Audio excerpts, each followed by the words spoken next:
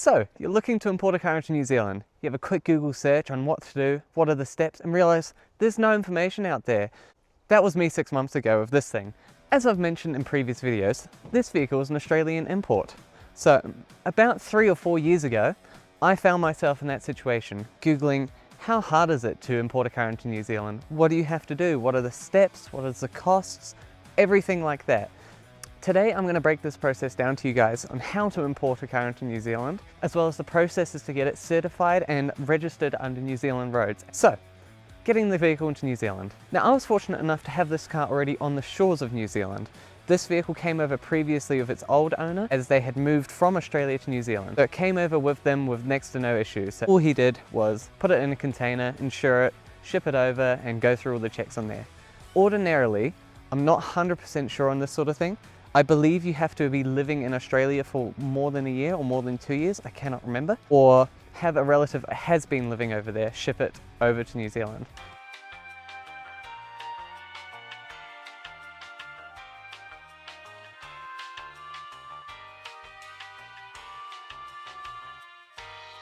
So the first things you got to do, deregister the car in Australia. When you do this, get proof of the deregistration papers and proof that it was previously registered as well. Both those things are crucial for making sure that it was actually compliant in that country, so that when the certifier views it in New Zealand, they can go, all right, it was previously legal in the other country, so we can use that as a baseline, it should be okay sort of thing. Once you've got those papers, you then need your transfer of ownership. This can be usually via email or just on a written note or something like that. Just something to mention, like say I'm the previous owner. I, previous owner of vehicle VIN number this, have now transferred the ownership into full name of your guy's name for this amount of dollars and something along the lines of that. So I had this in an email, which I then had to forward to my entry certification inspector. Now, on my handy dandy notes sheet here, another good thing to do as well before actually purchasing the vehicle is a PPSR check. So this is a personal property security register, I believe it was called. Basically, it just gives you a rundown of the vehicle, if there's money owing on the vehicle, it had been written off previously or had different damages, all that sort of stuff. This is really handy to have, as if the vehicle can have any of those things, money owing, damage history, all that sort of stuff, it can be a lot harder to get it certified in New Zealand. So ideally try find a vehicle that has a clean sheet like this one did, as it will make the process a lot easier just to get through. So you've purchased your vehicle, you've got transfer of ownership, you've got deregistration papers as well as a paper showing that it was registered, you've done your PPSR check, everything checks out. What next? Now you get a container. You'll find that most shipping companies nowadays from Australia are around that $3,000 to $4,000 mark to get a vehicle from Sydney to Auckland or Sydney to Wellington or somewhere around like that. This vehicle originally came from Perth. It was $3,800 for the container and the owner did apply for insurance for that. So that basically covers if the ship crashes and the car sinks, it covers your goods. Once it's landed upon New Zealand's shores, it will then have to go through a port inspection. These are around $1,000 from what I've gathered, and they basically go through the vehicle, steam clean it and inspect it for bugs such as spiders, snakes, all the goodies that come from Australia, just to keep New Zealand's shores clean and away from pests. Once your vehicle has gone through those checks, they will give you a call and it will now be in your hands. From there, you will have to trailer it back to your property, so it will not be road legal and will be illegal to drive on the road. And from now, I've got a few more things that you need to do before you can book an inspection. So, the first thing you should do is set up a CO2 account. It is a subpage of the NZTA website. However, if you do find it kind of hard to find and set up, if you talk with your entry certification inspector, they usually will guide you along the right path and send you the links on how to set up those accounts. Those accounts are basically to register you as an importer of a vehicle. It will be a personal vehicle, so it will fall into a specific category for the fees and all that sort of stuff, which I will mention later on. Once you've got that set up though, it's now time to go off to the certifier. Before you go get your car inspected by the entry certifier, I highly recommend that you bring it back to stock as best you can. This is just to make the process way easier, less hoops to juggle through, because having a modified car can affect your emissions test, as I'll mention soon, and also make you need to go for a low volume vehicle certification for modifications.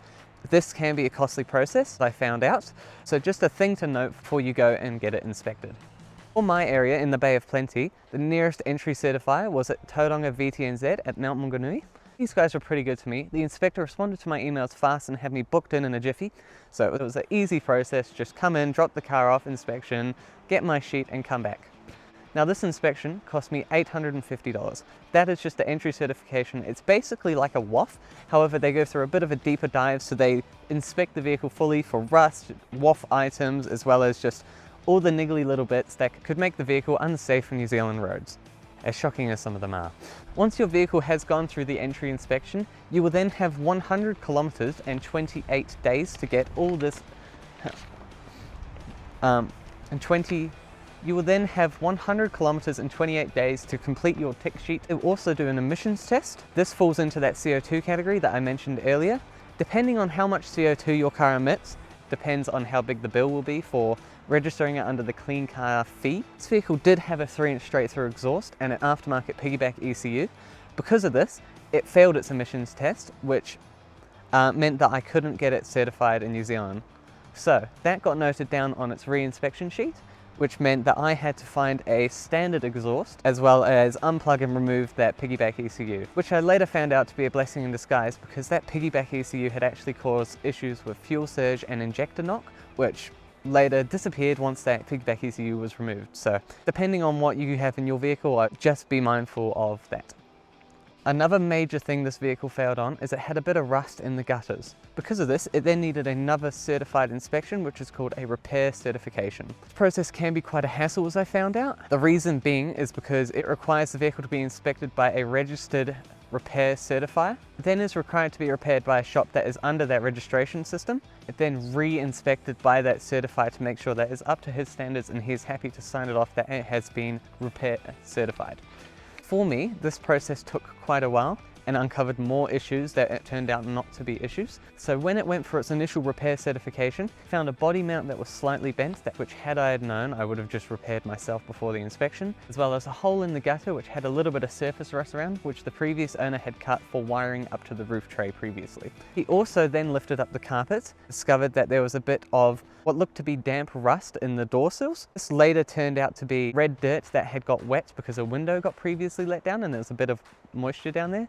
After a quick cleaning, it was all gone. However, because he had written it on his inspection sheet, it then had to go for an electrical certification, which meant that it had to go to a garage that was again registered to be able to work on the vehicle. They then go through each individual plug on the car and make sure that all the wires are okay and sign it off for that certifier. So on a cost basis, these inspections are $380 each time, and the repair work can be whatever it ends up costing to repair the vehicle. In my case, it was $1,500. Costly process, good learning curve though. The thing on my to-do list was I had this vehicle on a 3-inch suspension lift and 35-inch tires. This then meant that I needed to go for a LVV certification, or a low volume vehicle certification. Now these certifications are used for modified vehicles. They're typically around $850 to $1,000, depending on what the certifier charges for your region.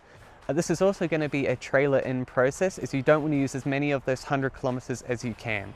So, now you've gone through the process, you've got your vehicle repaired if it needs to be repaired, and you've got it certified if you need to get it certified, and it has passed its entry certification inspection. From there, you've now got to look forward to the bills. Now that emissions test that your vehicle just went through will then give the entry certifier a reading of grams of CO2 emitted from the vehicle. This will then fall on a scale for them to work out how much the Clean Car tax or Clean Car fee will then be. So if your vehicle is a big diesel like mine, it will be a negative value. So mine was negative 300 and it was at the top end of the scale, which gave me the maximum fee, yippee. If you're importing say a hybrid or an EV or something, that's usually on the positive end of the scale, which can often be a rebate. Now this is subject to change depending on which government's doing what and all that sort of stuff. So I'd highly recommend looking into it before you do this. But for me, I ended up paying on the upper end of the scale. Now there is a limit for the cost of this fee, which is $3,450. I know you're thinking, ouch, that's exactly what my wallet was thinking as well. But this is a one-time fee to get your vehicle registered in New Zealand. Now there was another fee on top of this that's called the Clean Car tax. This cost me an additional $2,000. This was just a generic importing tax for importing a vehicle into the country. You guys watching this now, this is no longer a fee. They got rid of that about 6 months after I imported my car, which warms my heart to know that that $2,000 has just disappeared somewhere, and if I did it 6 months later, wouldn't have been a thing. After that, you'll then need to pay for registration for a car, which will just be the same price as any other registration for a car. It can either be a 6-month registration or a 12-month registration. I opted for the 12-month registration as this vehicle is pre-2000s and has a yearly WOFs, so I wanted it to end at the same time. You will then also need to pay for rucks if it's a diesel. They have a minimum of 1,000 rucks you can buy, which is about $87. And then the last fee is your licensing fee. So this will just be the fee to get the license plate and put it on the car, usually around $20. Now once the plate's on the vehicle, congratulations, it's now road legal. You can now throw all this paperwork over your shoulder and drive it on the road. Now as you can see, it is quite a process to make a vehicle legal over here. However, 100% worth it depending on the vehicle. These were often selling for about $45,000 when I was looking at the time, and there was about 3 for sale in the country. So I ended up saving about $10,000 in buying one. However, my total costs for getting this vehicle imported were $10,950, which can be cut down a little bit to around $6,000 if it all goes smoothly without any hiccups. But yeah, I hope this video is informative for any of you guys looking to import a vehicle from Australia myself. I'd really appreciate if you guys liked and subscribed, and feel free to comment in the comments section below asking any questions about this process, and I will get to them as soon as I can. Thank you guys for watching. I'll see you guys in the next one.